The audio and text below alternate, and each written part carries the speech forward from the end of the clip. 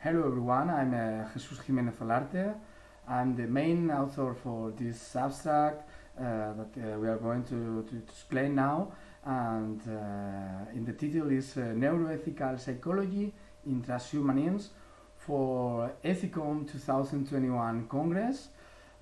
First of all, I'd like to thank you to Dr. Jorge Pellegrin, and every people are trying to do a special congress in this time for pandemic. Let's start it.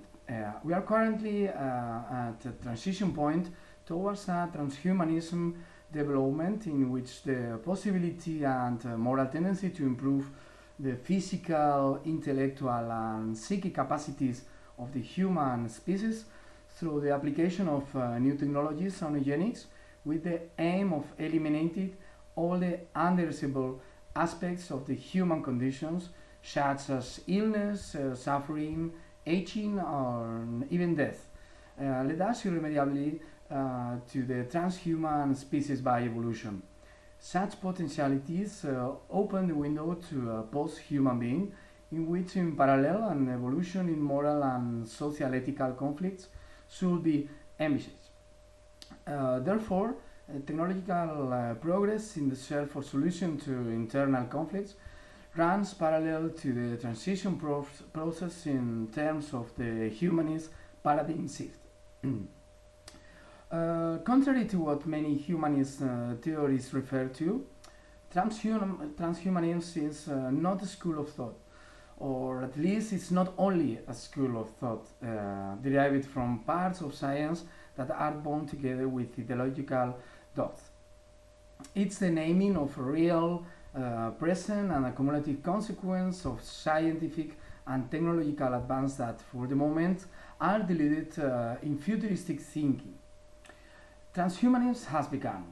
Genetic engineering, nanotechnology, biotechnology, information technology, cognitive science, robotics, and especially artificial intelligence are advancing unstoppably.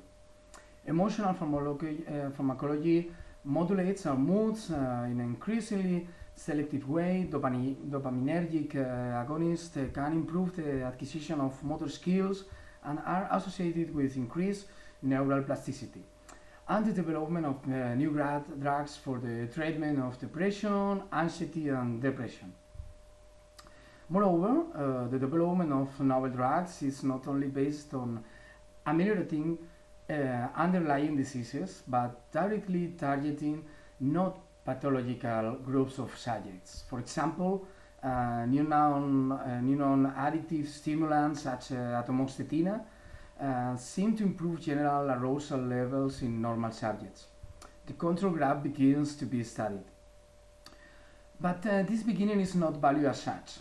They are supposed to be just isolated breakthroughs waiting for someone to name this succession of facts as emerging transhumanism, which will officially lead to a paradigm shift in the human being.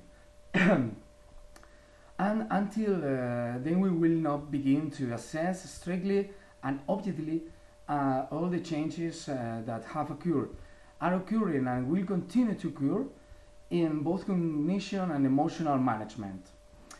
These changes have already begun, both physiological with an emotional impact and emotional with an impact on physiology, as epigenetics is discovering day by day thanks to neuroimaging tests. The emotional neuroscientific community must not abstract from a reality that is silently advancing unstoppably, but must advance in parallel with scientific achievements that continue to be published in isolation, but with a global transhumanism approach. The debates amplified by fiction based on future projections that draw the struggle between machine and human, after the realization of a shelf of the machines, retracting the fate of currently more pragmatic questions in which the human being himself tends to become robotized. diluting this condition of Homo sapiens sapiens, evolving towards being the technological perfect.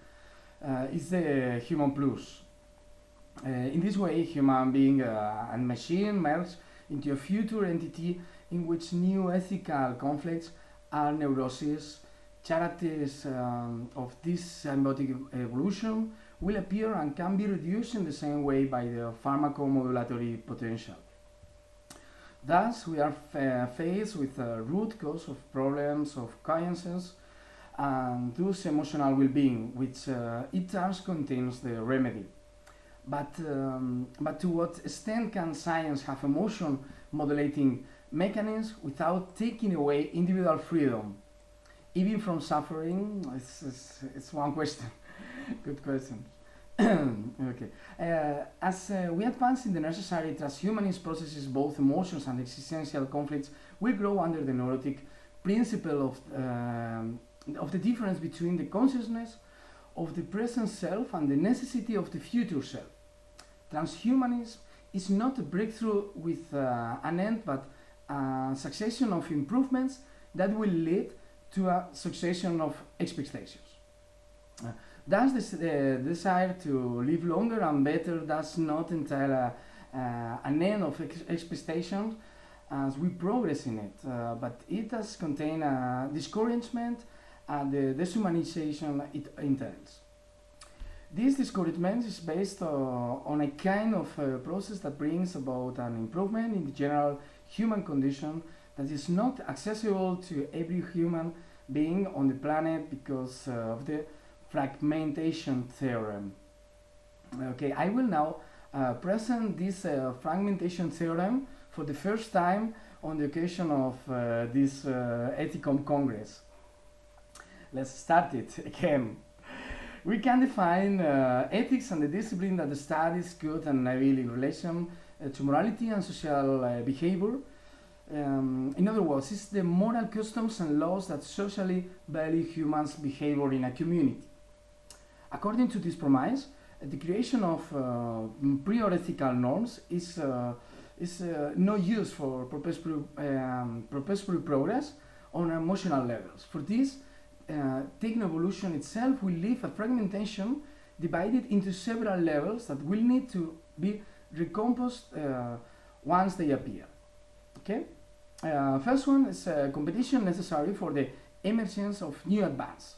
Second one is access of an economy and power elite to this advance with consequent progressive emergence of new social technoclasses. The third one is fragmentation of society. It's normal. Fourth is class struggle.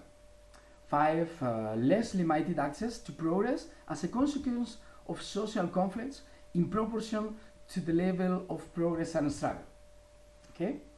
6 is generalized stability of advancement on social stability. And the last one is the new process of competition. Yeah? This the circle complete. The conclusion that can be drawn today is, on one hand, this interhuman competition is necessary for the advancement of transhumanism. This competition contains the seeds of fragmentation. The arrival of stable posthumanism will not be without great social difference, initially silence, causing the progressive appearance of first quality human beings and second quality human beings. The struggle for access to techno-quality by the losers classes will lead to suffering, less inequality and stability for the generations of new competition that will generate new advances. Yeah? It will be the fragmentation theorem. Okay, as we have seen, one of the greatest dangers facing on an ever-advancing biotechnological society is the creation of a two-speed humanity in which only people with access to new resources and the desire to involve will advance their organism. But the question is, how do we found this new ethic and where do we start? Although the picture may seem dystopic at times, we must create an ethical vision from the epigenetic basis of philosophy. On one hand, we must maintain the basic general principles of coexistence as a species, including spirituality, religion if it contains a registered mark of God. That allows us to continue not only with our instinct of survivals and reproductions, but with the development of an inner world capable of connecting with the rest of the people we influence and influence while maintaining and why not increasing our empathy for physically unreachable environments. I'm sorry, I'm not water. Okay. Continue. On the other hand, we must look outwards and with the principles of humanistic science, observe, analyze, and create new moral principles adapted to the society that silently calls out commercially globalized, but culturally and sociologically to atomized world. This wealth of diversity must be maintained in a sense based on respect, but at the same time, we must generate new global sociological response to maintain a seeker in harmony with our changed environment and our inner conflicts. As a conclusions, I like to say that today humanist reflection on the concept of freedom, autonomy, human nature, among many others, that underpin the humanists of the 20th century for so long, is more urgent than ever. We need a critic that runs parallel to the scientific and technological developments of transhumanism. It's urgent to return to the same old questions in the new social and scientific context. When does human life bring an end? Who has the power to determine this origin or end? What is the moral status of a human life? What is a dignified life? What is a dignified life? Yeah? The discussion of these questions and others is a task that the humanities must not put off. If the idea of dignity is equated with the idea of autonomy or quality, all instrumental practice on humans beings could be justified. However, the imperfection of human beings and their unsatisfied relationship with reality allows them to have aspirations, to progress, to think, to win or to make mistakes, but above all, it allows them to live and to transcend. In other words, to be human. After this review study, the question remains too complex to provide a single answer because it depends on each point of reference in terms of culture, individual and social freedom and expression. No one but us can give it the necessary shape from our morality and culture. Now, we will not be able to shape a transhumanism neuroethics congruent with the present and the future without professionals who will break through. Our duty as social analyst is to invest time and events to continue with the ethical reflection on transhumanism postulates within a framework of social coexistence that allows us to maintain a tolerable emotional balance for the continuity of our natural evolution as the cognitive, emotional, and social beings that we are, and that I hope now we will continue being. Thanks everyone again for this congress to listen me, and I hope that you will enjoy the rest of the congress. Bye bye.